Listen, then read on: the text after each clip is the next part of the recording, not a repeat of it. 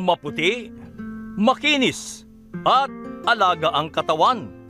Yan ang itsura ng 30 taong gulang na si Sarah Jane Silvestre mula Parañaque City bago maganap ang malagim na pangyayari sa kanyang pamilya. Taong 2022 nangyari ang sunog na tumupok sa kanilang bahay at muntik nang kitlin ang buhay nilang mag-ina.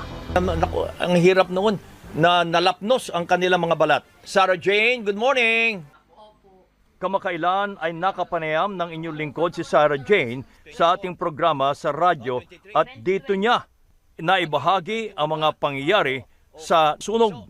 Paano ba nangyari? September 17 po, nagpa-deliver po kami. September 18 po, pinapatanggal ko po siya sa may bayaw ko po.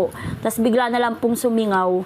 Tapos bumaba po kami ng anak ko. Tapos yung iba pa po naming mga kasama doon sa labas po ng gate. Tapos nung pagbaba po namin, nagulat po kami, bigla na lang pong sumabog. Parang lost thread po yung pihitan. Pag pinapatay ko po yung pinakatangke niya, nabubuksan pa rin po yung kalan. Sa pagsabog ng LPG tank, namatay ang kanyang bayaw at isang kapitbahay na tumutulong lamang sa kanila ng oras na yon. Yung bayaw ko po sobrang sunog kasi po siya po yung pinaka nasa taas po namin eh. Yung isa naman pong kapitbahay namin, grabe din po yung pagkasunog niya kaya hindi niya rin po kinaya.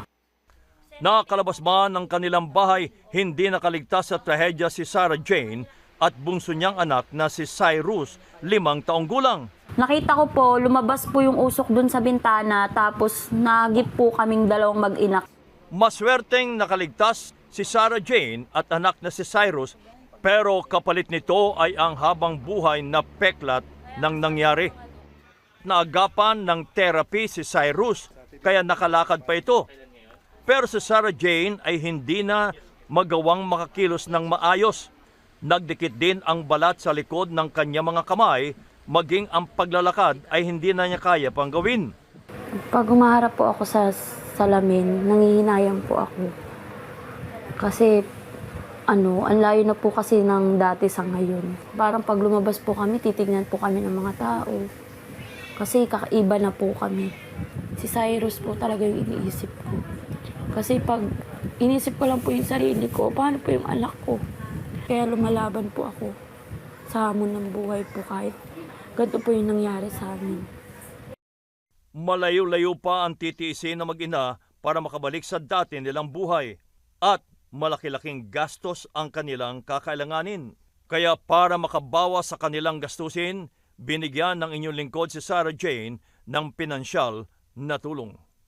Nagpadala na ako dyan ng tulong sa aming staff sa KBYN. Kabayan, salamat po sa tulong. Okay, sige. Si Sarah Jane Merin Silvestre, biktima ng sumabog na LPG tank. Thank you Sarah Jane. Thank you po, maraming salamat. Kinakailangan po ni na Sarah Jane at kanyang anak ng ilang pang operasyon para may saayos po ang kanilang mga balat. Dalawang patay dito yung kapitbahay nila at saka yung bayaw niya na tinutulungan lamang sila. Ang apoy ay dumaan pa sa bintana, nahagip pa yung mag-ina. Pero hindi po sila nawawalan ng pag-asa na makakalikom sila ng sapat na pondo para kahit papaano ay umayos na ang kanilang kondisyon.